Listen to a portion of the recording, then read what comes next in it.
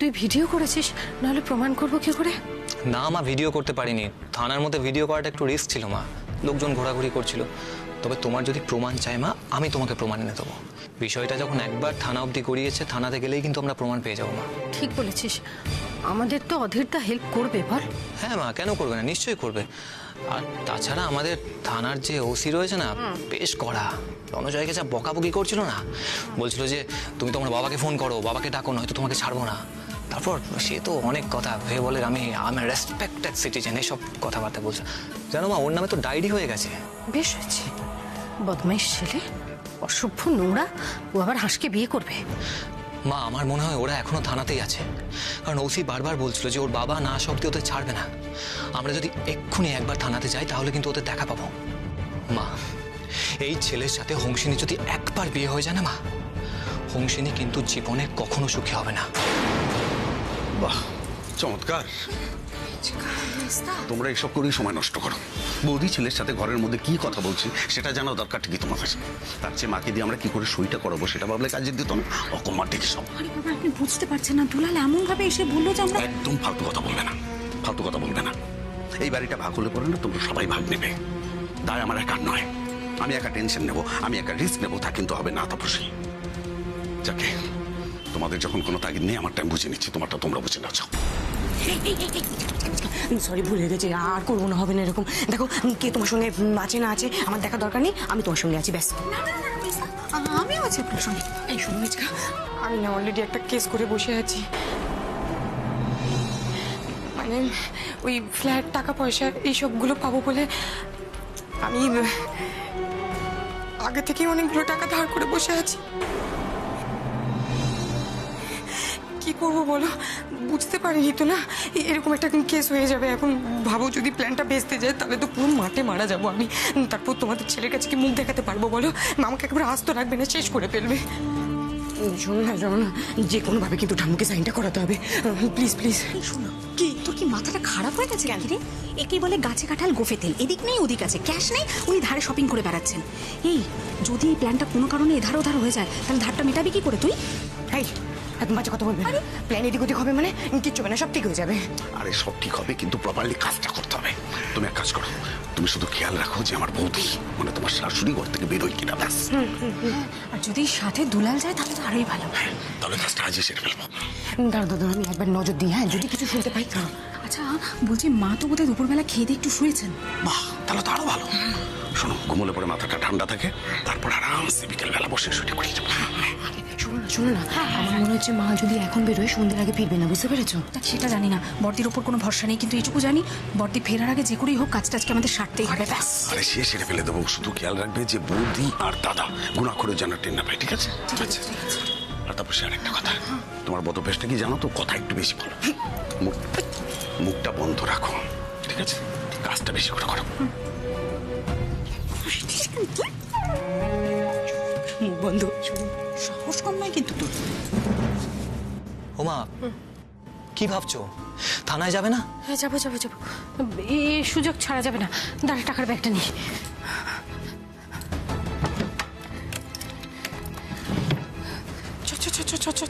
শোন দুলাল, আজকে যদি প্রমাণটা পেয়ে যাই না, তাহলে সঙ্গে সঙ্গে হাঁসের দাদাকে গিয়ে বলে দেবো, যাতে বিয়েটাই আটকে দেওয়া যায়। ঠিক আছে, চল।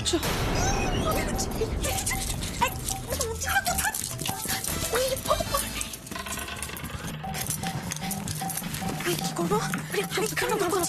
আমি এটা ঠিক করি, ঠিকই তো আছে সব।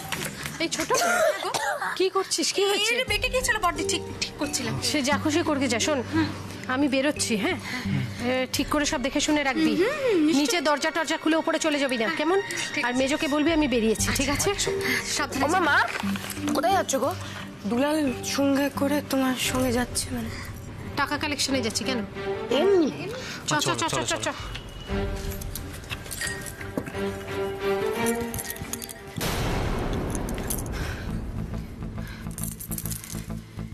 বিক্রি দিতে পাইনি তো? হ্যাঁ, না না না, মনে হয় না। এই শোনো শোনো, হ্যাঁ, হ্যাঁ, বল। বলছি যে এই দুলাল কুমারের তো যা বুঝলাম মায়ের থেকে বড্ড বেশি তারা। হ্যাঁ, এইরকম হন্তদন্ত হয়ে কোথায় যাচ্ছে বলো তো? সত্যি টাকা কালেকশন করতে যাচ্ছে তো? আরে তোর সেটা জেনে আমাদের কি হবে? আমরা বরঞ্চ এই ফাঁকে তালে আমার শাশুড়ি সইটা কালেকশন করার ব্যবস্থা করি, ওতেই আখের লাভ আছে। চল। কি থামো, এখনো ঘুম থেকে উঠিনি, ঘুম থেকে উঠতে অনেক দেরি আছে। এই ছোট কাকি, আমার পেটের ভেতরটা না কেমন ফুটছে, বড্ড জানতে ইচ্ছে করছে এই মা ছেলে মিলে কোথায় গেল বলো তো? এই সেটা না আমারও হেভি জানতে ইচ্ছা করছে, কি করি বলতো? এই শোনা, চল ওদের ফলো করি। কে যাবে? হ্যাঁ, এরকম গরম বাইরে, এত রোদ্দুর, খেয়ে দে কাজ নেই, আমার গায়ের রং একই কালো, আর তোমার পাল্লায় পরে আমি কালো হতে পারবো না। তোমার ফলো করার ইচ্ছে হলে তুমি যাও, তুমি যাও। তা অবশ্য ঠিক, তাহলে থাক বুঝলি, আমারও রোদে পুড়ে কাজ নেই। তার থেকে বরঞ্চ আমি আমার শাশুড়িতে কনসেন্ট্রেট করি। আজকে একবার ঘুম থেকে উঠলেই আমার মনের মধ্যে তো এখন আমার নিজের শাশুড়ি চলছে গো। আমার না খুব কোতলে পেটটা কেমন দেখো পেটে আসবে মনে পেট হচ্ছে। ঘুরঘুর করছে, রং কালো হয়ে যাবে, সব একসাথে চাই তোর না? চল ওখানে গিয়ে দেখতে হবে শরীরটার কি হলো। কোথায় দেখেছিস? কোথায় কোথায় কোথায়? এখানে? ওই তো অধীর দা। লক্ষ্মী, এখানে কি ব্যাপার? দুলাল দুলাল জেঠিমা তেলটা দিয়েছে তো? হ্যাঁ হ্যাঁ দিয়েছে দিয়েছে। কোথায় দেখেছিস? কোথায়? এই তো এই ঘরটায়। এই ঘরটায়? কি দেখেছে? ওটা তো অফিসারের ঘর। বলছি যে অধীর দা, আমাকে একটু ওসির সঙ্গে আলাপ করিয়ে দেবেন, আমার না খুব দরকার। সেটা কি করে সম্ভব? আগের ওসির সঙ্গে তো আমার আলাপ ছিল, উনি তো আমার বাড়িতেও গেছেন। আরে উনি তো পাড়ার খবর নিতে গিয়ে তোমার বাড়িতে গিয়ে চা খেয়েছিলেন। আহা, তোমার হাতে চা। বলছি কাকু একটু দেখো না, যদি কিছু করা যায়, দরকার আছে। কিন্তু কি দরকার বলো না? কোনো পাড়ার সমস্যা আমাকে বলো। আরে পাড়ার কোনো সমস্যা নেই, ফুলান অন্য সমস্যা। কাকু কাকু শোনো না, বলছি দরকার আছে, তুমি একটু দেখো না কিছু করা যায় কিনা। কিন্তু স্যার তো নেই এখন ঘরে, উনি একটু ব্রেকে আছেন। আচ্ছা ঠিক আছে, কি করি বলতো? বাপ, হ্যাঁ। আরে ওই তো রয়েছেন। ওই তো উনি এসেছেন, আমি যাই গিয়ে একটু কথা বলি। হ্যাঁ স্যার, আমি একটু আসবো। আসুন। এফআইআর করানোর হলে বেরিয়ে ডান দিকে সাব ইন্সপেক্টরের টেবিলে চলে যান। না না, মানে আপনার সঙ্গে আমার একটু কথা ছিল। আমি হলাম লক্ষ্মী দাস, আমি বীরনগর পুবপাড়াতে থাকি, আর আমার ছেলে দুলাল দাস। ও একটু আগে থানায় এসেছিল একটা অন্য কাজে, সেই সময় একজনকে দেখেছে, তার ব্যাপারে একটু কথা বলার আছে আপনার সাথে। কার ব্যাপারে? রণজয়। এই দুলাল, বল না ওনাকে বাকিটা। হ্যাঁ হ্যাঁ স্যার, একটু আগে একটা কাজে আমায় থানায় আসতে হয়েছিল। তখনই শুনলাম যে রণজয় নাকি মদ্যপ অবস্থায় দুটো মেয়েকে নিয়ে কোথাও একটা যেতে গিয়ে অ্যাক্সিডেন্ট করেছে। আপনি নিজের কানে শুনেছেন? হ্যাঁ, ও শুনে গিয়েই আমাকে বলেছে। ওই ছেলেটা না খুব খারাপ ছেলে, আপনি তো সবটাই জানেন। ওকে লকআপে পুরেছেন তো, মানে অ্যারেস্ট করেছেন তো, মানে ওটা নিয়ে আপনাকে আমার কিছু বলার আছে, আমি একটু বলতে চাইছি আর কি। কেন, কি হয়েছে বলুন তো? আপনি একটু খুলে বলুন না। আপনি বসুন, তুমি বসুন, বসুন।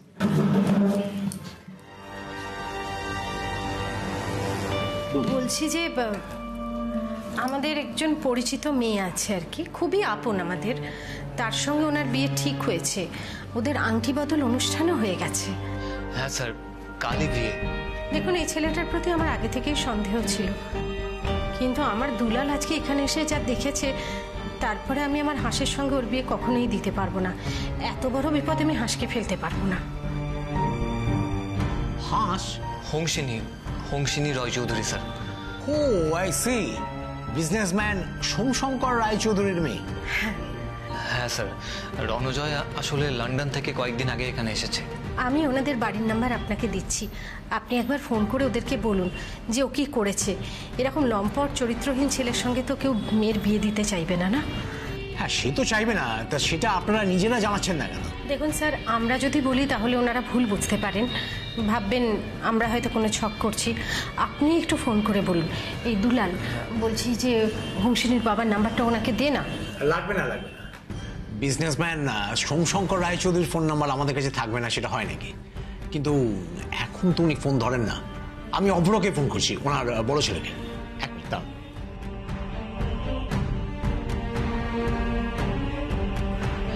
হংসিনীর আর কোনো ক্ষতি হবে না দেখো মা। উনি ফোনটা করলেই সব ঠিক হয়ে যাবে। দেখ, কেউ তো চায় না একটা খারাপ ছেলের সঙ্গে তার বাড়ির মেয়ের বিয়ে দিতে। হ্যালো। হ্যাঁ অফিসার বলুন। ব্যস্ত? হ্যাঁ, তা একটু ব্যস্ত আছি, বোঝেনি তো, বাড়িতে বিয়ে বলে কথা, তাও আবার একমাত্র বোনের। বলুন, কিছু ইম্পর্টেন্ট কিছু? আচ্ছা, আপনার বোনের সঙ্গে যার বিয়ে ঠিক হয়েছে তার নাম কি রণজয়? হ্যাঁ, রণজয়। কেন বলুন তো, any problem? Hello hello officer, officer কি হয়েছে সেটা বলবেন তো? আলাপ হলো আমার সাথে। আপনার সাথে? কোথায়? থানাতে। থানায়? স্ট্রেঞ্জ। অফিসার, রণজয় কিন্তু খুব ভালো ছেলে, ব্রাইট ছেলে, কিছুদিন আগেই বিদেশ থেকে এসছে। ও কিন্তু ঝামেলায় পড়ার মতো ছেলে নয়। কথা নয়, কিন্তু খানিকক্ষণ আগেও উনি এখানেই ছিলেন, মানে থানাতেই ছিলেন। হোয়াট? রণজয় থানায়? অব্র, রণজয় থানায় মানে কি হয়েছে? কোনো প্রবলেম?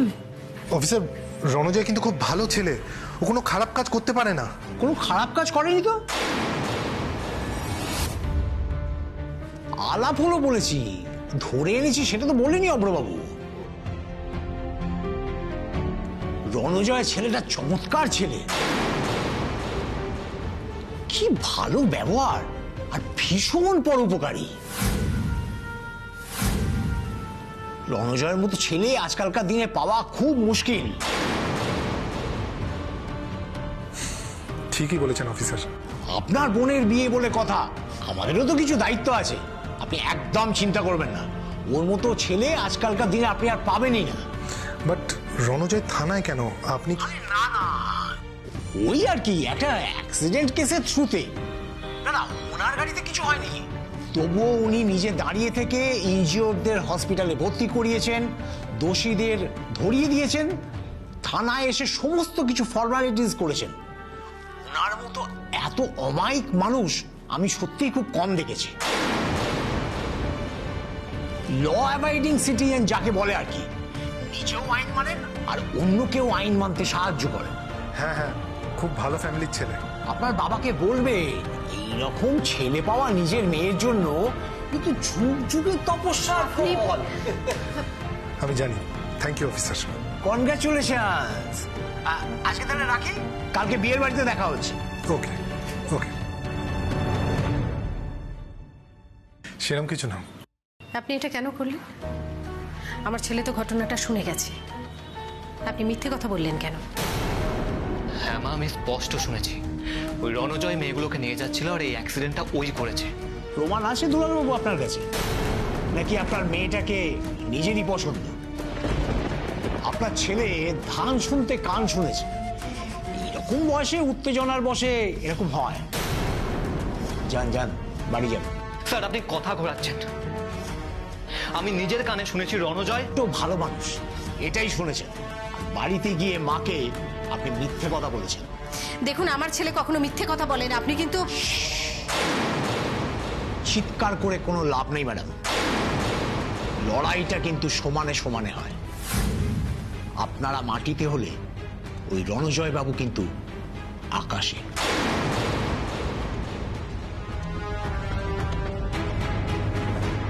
ওই তো রণজয় বাবু এসছেন, আসুন আসুন।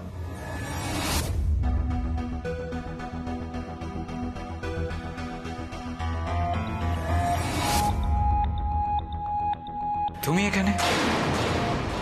অফিসার, মে আই নাও এরা এখানে কি করছে? আর বলবেন না রণজয় বাবু, এসব মিডল ক্লাস জনতা, কত যে হ্যাপা আমাদেরকে পোহাতে হয়। মানে? আর মানে কি বলবো, এই যে দুলাল বাবু জীবনকে দেখছেন, উনি এসে আপনার নামে যা তা বলছে। আপনি নাকি রিসর্টে মেয়ে নিয়ে ফুর্তি করতে গিয়েছিলেন, আপনি গাড়ি নিয়ে নাকি অ্যাক্সিডেন্ট করেছেন। ছি ছি ছি ছি, আপনার মতো সাদা মনে কাদাহীন মানুষের নামে এই সমস্ত শোনাও তো পাপ। আসলে কি জানেন তো রণজয় বাবু, আপনার হবু বউটি তো খুব সুন্দরী, আর এইসব বয়সে ছেলে মেয়েদের এইসব একটু জেলাসি থাকে। ওয়াও, একেবারে তেজস্বিনী। তা অফিসার, প্রায়শ্চিত্ত করেছেন? একদম। আপনার শ্বশুর বাড়িতে ফোন করে আপনার গুণকীর্তন একদম ঠিক সুরে গেয়ে দিয়েছি। আর জানেনই তো, আইনের পোশাক পরে বলা কথা কখনো মিথ্যে হয় না। হ্যাঁ, গুড। আগের বারের চটটা আই হোপ তুমি ভুলে যাওনি। আগের বার তোমায় আমি চটটা মারিনি বলে ভেবো না, কোনোদিন মারবো না। হোয়াট? আপনি না যে কাজটা করলেন একদম ভালো করলেন না। আইনের রক্ষক হয়ে আপনি খুব ঘৃণ্য একটা কাজ করলেন। আপনার সহকর্মীরাই আপনাকে শাস্তি দেবে। পুলিশে তো শুধু আপনার মতো লোক নেই, অনেক ভালো মানুষ আছে। আমার ছেলে কখনো মিথ্যে কথা বলে না। আপনি মিথ্যে কথা বলছেন। কত দিয়েছে আপনাকে? এই বেশি কথা বললে না আপনার ছেলেকে সোজা জেলে ঢুকিয়ে দেবো। সেটা আপনি করতেই পারেন না। মানুষ আর আইনের ঊর্ধ্বে কিন্তু আপনি নন। চল দুলাল, চল। এই যে তুমি, কি যেন বেশ তোমার একটা গাল ভরা নাম আছে, হ্যাঁ, রণজয়। তুমি নিশ্চিন্তে থাকো, তোমার বিয়েটা হচ্ছে না। আমার হাসির কোনো ক্ষতি আমি হতে দেব না, আর এই আইনের কোনো ভক্ষক তোমাকে বাঁচাতে পারবে না। এই বিয়েটা আমি আটকাবই। আমার হাঁসকে আমি এই বিয়ে করতে দেব না। আর দেখলে তো এদের স্বরূপটা, এরা নাকি আবার মানুষের জন্য কাজ করে। চল। Pack pack.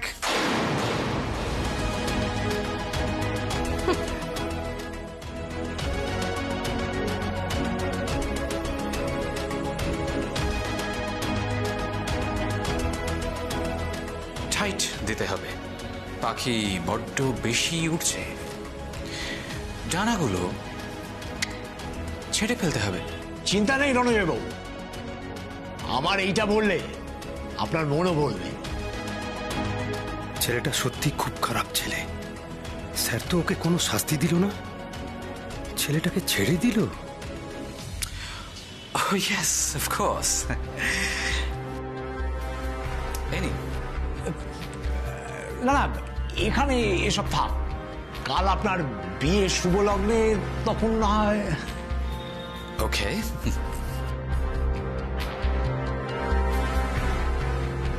Well then, কাল দেখা হচ্ছে।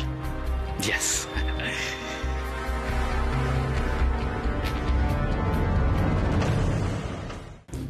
ও মা, দাঁড়াও, কি হলো? আরে চল চল চল চল, বাড়ি চল। বাড়ি গিয়ে আগে একটু ভাবনা চিন্তা করতে হবে। মা, বাড়ি কেন যাব? আমাদের তো উচিত এখন হোমসিনীর বাড়িতে যাওয়া। হ্যাঁ মা, হোমসিনীর বাড়িতে গিয়ে সব সত্যিটা বলা উচিত মা। ওদের জানাতে হবে এই রণজয় ছেলেটা কতটা খারাপ। মা, এই ছেলের সাথে হোমসিনীর বিয়ে দেওয়া যাবে না মা। সেটা আমিও রণজয়কে তাই বলে এলাম। তাহলে এদিকে কেন যাচ্ছ মা? হোমসিনীর বাড়ি তো ওইদিকে। আরে বাবা, ওদের বাড়ির দিকে যাওয়ার আগে একটু ভাবনা চিন্তা তো করতে হবে। মা, কি এত ভাবনা চিন্তা করবে? দেখো, এত সময় নেই আমাদের হাতে। মনে হচ্ছে ওদের বাড়ি গেলেই একদম আদর করে ঢুকতে দেবে ওরা? ওদের ব্যবহার জানিস না? তা বলে এত বড় কথাটা আমরা ওদের জানাবো না? সে তো আমি জানি, জানাতে তো হবে।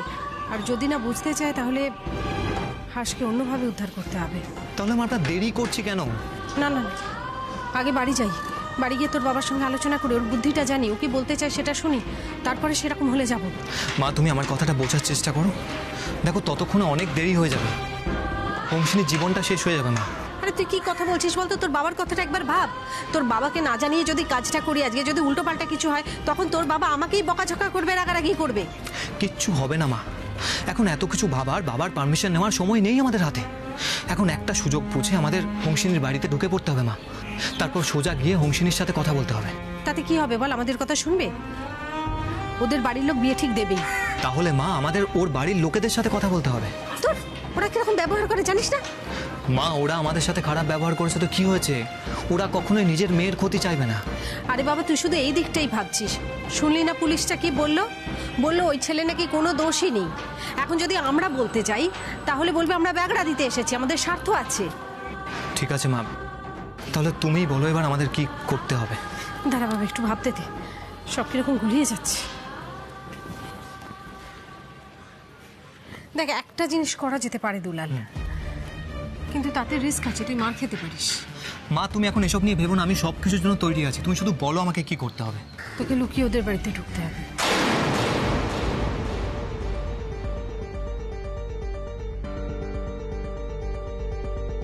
হ্যাঁ মা, পারবো, কোনো সমস্যা হবে না।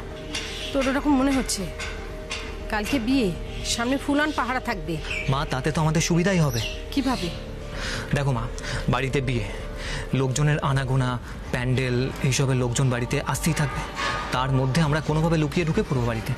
বলছিস? হ্যাঁ মা, চেষ্টা করতে দোষ কি? চলো না গিয়ে দেখি একবার, তারপর যেরকম অবস্থা থাকবে সেই বুঝে ব্যবস্থা করবো। কিন্তু দুলাল, তোকে যদি ধরে ফেলে, তোর যদি কিছু হয়েছে? কিচ্ছু হবে না মা, আমার তুমি আছো, আমার শিবশম্ভু আছেন, আমার কিচ্ছু হবে না। দেখো মা, যাই হয়ে যাক, এই ছেলের সাথে কোনোভাবেই হংসিনীর বিয়ে দেওয়া যাবে না। ওদের বাড়ির লোকের সামনে এই ছেলের মুখোশ খুলে দিতেই হবে। অন্য কোনো ভালো ছেলের সাথে হংসিনীর বিয়ে হোক, তাতে আমার কোনো আপত্তি নেই, কিন্তু এই ছেলের সাথে হংসিনীর বিয়ে দেওয়া যাবে না মা। আমাদের আটকাতেই হবে। ঠিক আছে, চল চল চল চল।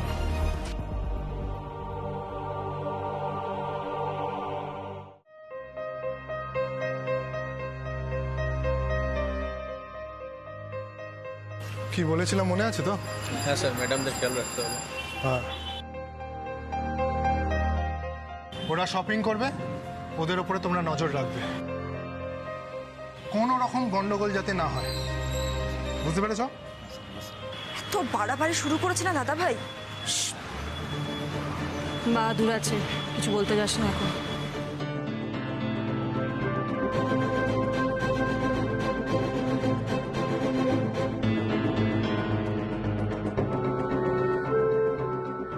যাও।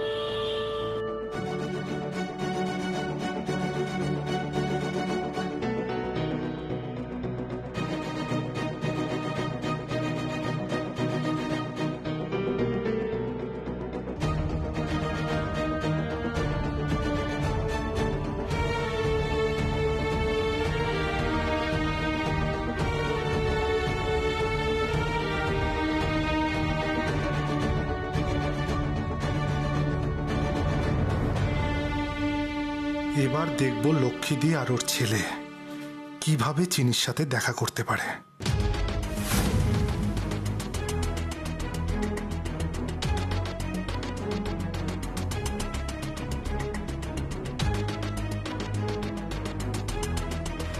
শোন, এদিকটা বেশ ফাঁকা আছে, বুঝতে পেরেছিস? আমার মনে হচ্ছে এই দিকটা কেউ লক্ষ্য করবে না, তুই টুক করে এটা দিয়ে ঢুকে পড়বি। গাছপালা আছে, কারোর অত চোখে পড়বে না, পারবি? হ্যাঁ মা, পারতে তো আমাকে হবেই। মানে আমি তোমাকে বলেছি, এখন আমি যদি না পারি তুমি ছাড়বে আমাকে? চল চল চল চল, ওঠ, ওঠ, ওঠ, ওঠ, ওঠ। ঠিক আছে। আস্তে, সাবধানে। এই বলছি মা, মানে ঢুকে যাবোটা কোথায়? ও মা, তুই তো বললি প্রথম হাসির সঙ্গে কথা বলতে হবে, হাসির সঙ্গে কথা বলবি। হ্যাঁ হ্যাঁ হ্যাঁ, বললাম বললাম। ঠিক আছে ঠিক আছে। মা বলছি, হংসিনীর ঘরটা কোথায় সেটাই তো জানি না। আরে বাবা, সেটাই তো তোকে খুঁজে বার করতে হবে। তুই প্রথমে খুঁজে বার করবি হংসিনীর ঘরটা কোথায়। দাঁড়া, আমরা বরং এখন উঁকি মেরে দেখি ভেতরটার কি অবস্থা। হ্যাঁ, সেই অনুযায়ী আমরা সিদ্ধান্ত নেব।